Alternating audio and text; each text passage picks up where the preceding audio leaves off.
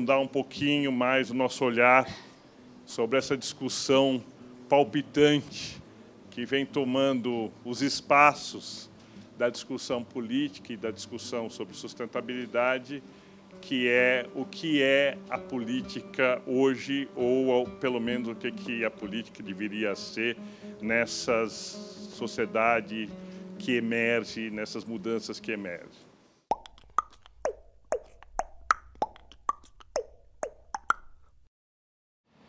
Em primeiro lugar, a política é uma atividade que exige representação. E essa representação é uma representação que tende à profissionalização.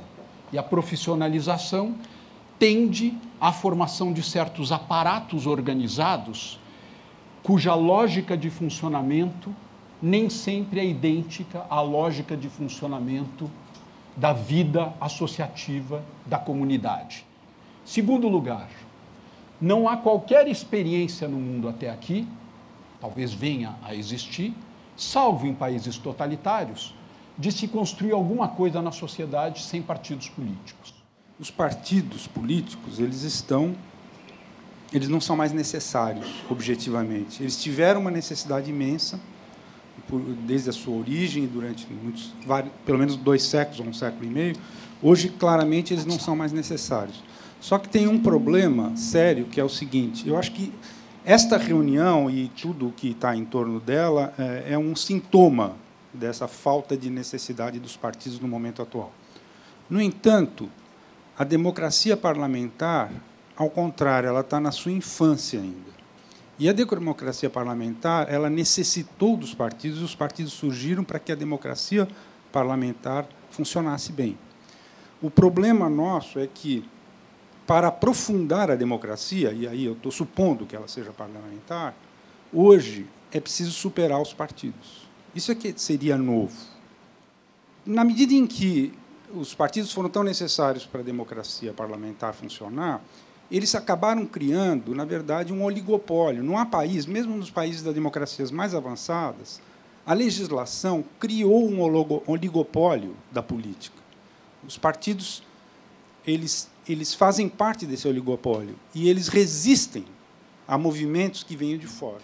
Como é que fica essa questão da representação política e da representação partidária e essa tensão envolvida no fato de que os partidos são cada vez menos representativos dos nossos desejos e no fato de que, na vida política real, os momentos de escolha política se fazem por meio dos partidos? Toda forma de representação, como foi apresentado, implica uma profissionalização e, portanto, uma corrupção, que é ligada ao próprio mecanismo da representação. O Estado brasileiro tem dono. Quando eu digo Estado, as estruturas do Estado. Quem são os donos, supostos donos? Os partidos. Então, quem faz uma aliança com esses partidos já sabe que, ao término, um pedaço é de um, pedaço é de outro, pedaço é de outro. Não importa o que fizerem, não importa. Sai aquele que caiu pela pressão da mídia, do Tribunal de Contas, do Ministério Público, mas você sabe que aquele pedacinho pertence àquele partido. É preciso uma reapropriação dos espaços públicos pela sociedade. Talvez seja isso que leva a essa descrença mais imediata na política. É preciso, não é, um novo pacto. O Estado pertence à sociedade, a serviço da sociedade, deveria ser isso, é para isso que ele existe. Por que a corrupção incomoda tanto? O que acontece hoje, e por isso se torna insuportável, é que ela não tem mais as formas de legitimação que ela tinha antes, como dinâmica do desenvolvimento nos países do Norte, como projeto de desenvolvimento nos países do Sul. É o que falou o Ladislau. A gente esquece que os partidos hoje eles são insuportáveis porque eles governam não a partir do que os sujeitos que os elegem pedem ou a partir das promessas que fazem, mas a partir do que se decide no Banco Central Europeu, do que se decide no Copom, do que se decide nas grandes corporações. Esse aqui é o que o pessoal está dizendo nas praças do mundo.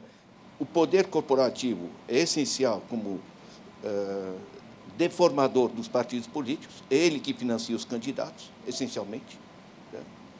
O Oded tem insistido muito nisso, né? Da forma de financiamento. Ele financia, evidentemente, a mídia através dos processos da publicidade.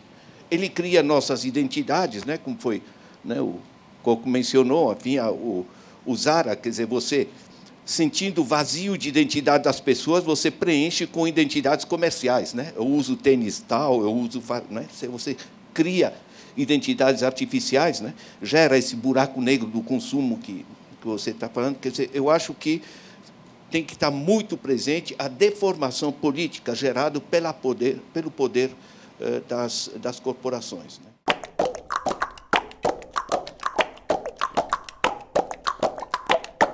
Nós fomos despertados pela ideia do fazer. Aí o ser artesão virou fazer artefato, o ser filósofo virou fazer ciência, fazer filosofia, o ser cientista virou fazer ciência, e o ser santo virou fazer igreja, fazer dízimo, fazer fiéis. E nós chegamos em pleno século XXI, pelo menos no Brasil, a relação afetiva entre duas pessoas virou fazer amor. E quando a gente faz, há um lugar para botar tanto fazer. Então, se criou um buraco negro chamado consumo. Diante de tanto excesso, tem alguém que já formulou isso melhor do que eu, que diz que a pior crise que nós vivemos hoje, que a humanidade atravessa, é a crise da falta da falta. Nós estamos vivendo a crise da falta da falta. Tem tudo. Tem tudo. Mesmo que eu não possa comprar, eu sei que tem tudo. O consumo, ele não vive sozinho. Por trás, ele tem uma produção, e por trás da produção tem uma coisa que chama emprego. Então, hoje, se justifica o consumo desde o ponto de vista da dinâmica do comportamento de consumo, mas também desde o ponto de vista da dinâmica de criação de empregos. Então, se a gente pega por um lado, a gente fica preso do outro lado. Como é que a gente desloca isso? Então, o contexto global é aquele de uma crise sem precedente, a não ser aquela de 29. E a gente sabe que a crise de 29 teve que passar por uma série de desfechos dramáticos, né, que tomara que a gente se poupe. Né? Então, estamos diante do esgotamento de um modelo de crescimento, do qual o Brasil não vai ficar fora, embora ele esteja numa outra ponta da curva. Né? A crise não é uma crise que acontece na fábrica, na relação salarial, na relação capital-trabalho. É uma crise que tem como relação fundamental uma relação social e econômica diferente. É a crise da relação débito-crédito. Que relação é essa? Segundo, eu acho que nessa relação débito-crédito, o que entra em crise é a regulação de um trabalho, para usar os termos de um amigo francês que passou aqui por São Paulo, de um trabalho que se tornou polinizador, quer dizer, que vai de flor em flor nas relações sociais, dessa interdependência da qual os jovens falam, né? Mas, na realidade, não é reconhecido a não ser nos termos da individualidade. Então, por um lado, o trabalho se torna polinizador, mas só se paga a abelha quando ela produz mel na colmeia fábrica, quer dizer, na relação salarial formal de tipo industrial. Como é que a gente chegou à crise financeira que o mundo está vivendo? Alguém provocou essa crise. Alguém ganhou privadamente com essa crise? Só que agora os governos estão dizendo o ganho privado que alguns tiveram com essa crise agora vai ser estatizado, porque, senão, vamos à bancarrota todos. A sociedade, nesse momento, se descola disso, eu acho. Certo? E quando vão para Wall Street, é dizer alguma coisa do tipo: eu não concordo com o que vocês fizeram e discordo da solução que vocês estão dando, eu não sei qual é o como, mas isso não me impede de dizer que eu continuo acreditando que é possível um outro caminho ou uma outra maneira de caminhar, ou que eu acredito que, pelo menos eu estando perto de você, eu me sinto mais corajoso para enfrentar esse oceano de coisas em que eu me sinto uma gota d'água.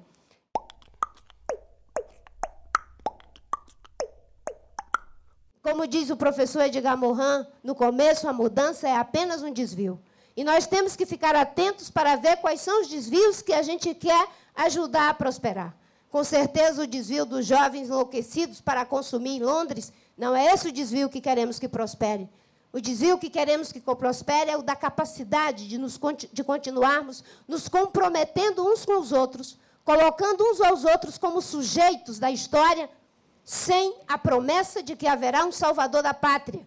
E o trabalho de buscar respostas coletivas para as nossas ansiedades individuais, não é, e coletivas só se dá no espaço da política. A conectividade transforma a política e ela vai gerar outros tipos de identidade de pessoas que vão se encontrar por 1000 razões de identidade a nível planetário, regional, nacional e do que for. Nós estamos numa reconstrução, digamos, da arquitetura da política. Para mim, o 2.0 é bastante isso. Essas novas lógicas que surgem, que estão baseadas na cooperação e no encontro das pessoas por afinidade, elas não têm um tipo de ferramenta único que pode ser usado. O desafio que a gente tem, e principalmente nós que não temos mais, então, 25 anos, não nascemos de jovens digitais, é a gente entender como a internet pode ser uma ferramenta de ação.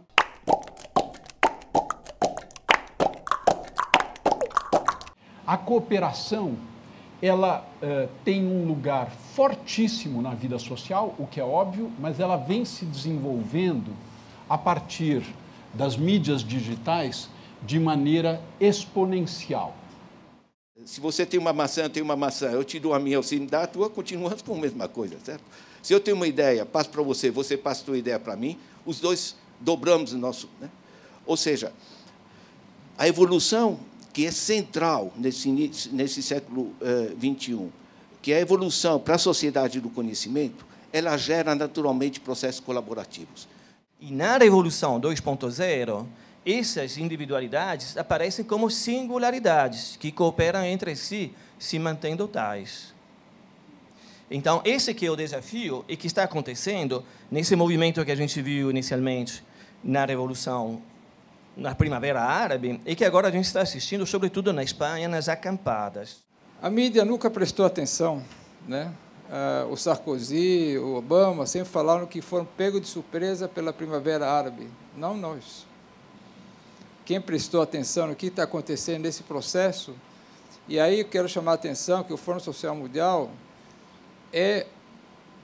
faz parte desse novo processo de fazer política, onde todos têm espaço, onde todos têm voz, onde todos podem organizar suas atividades. Não tem ninguém que diz, olha, você é que vai fazer, você é que vai falar, é você que vai organizar. E ninguém diz o que é importante, o que é menos importante, o que é mais importante. E ninguém chega lá e diz o seguinte, olha, nós vamos todos nessa direção, mesmo que alguns tenham outra visão, né? Acho que precisa prestar muita atenção no que representa o Fórum Social Mundial com experiência política. Hoje, o que eu sinto é que há uma borda, de fato, que se descola desse núcleo improdutivo, desse núcleo estagnado, que promete tudo, que está, usando uma linguagem do norte, empanzinado pelo excesso, em que as pessoas já não conseguem mais se conectar com a falta, porque tem tudo, e hoje, incomodados com a falta da falta, a borda fica, a sociedade fica sem chão. E a pior coisa é quando a gente não tem chão. Quando você não tem chão, a primeira coisa que você procura é uma borda, para se segurar.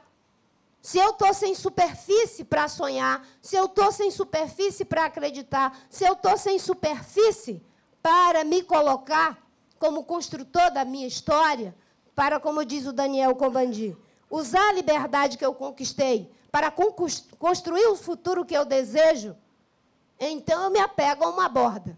E, nesse momento, é a borda que se constrói para sair da vertigem de entrar em um buraco profundo, aonde as pessoas já não conseguem mais identificar nesse núcleo, nesse centro que está estagnado, a possibilidade de transitar para um futuro que ele se sinta sujeito, que ele se sinta partícipe.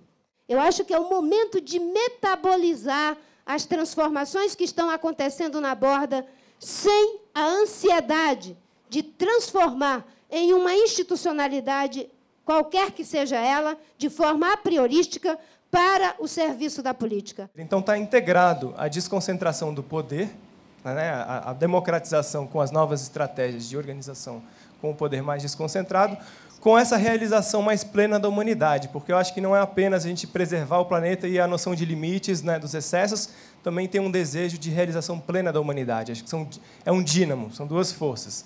Essa noção de limite e esse desejo de expansão.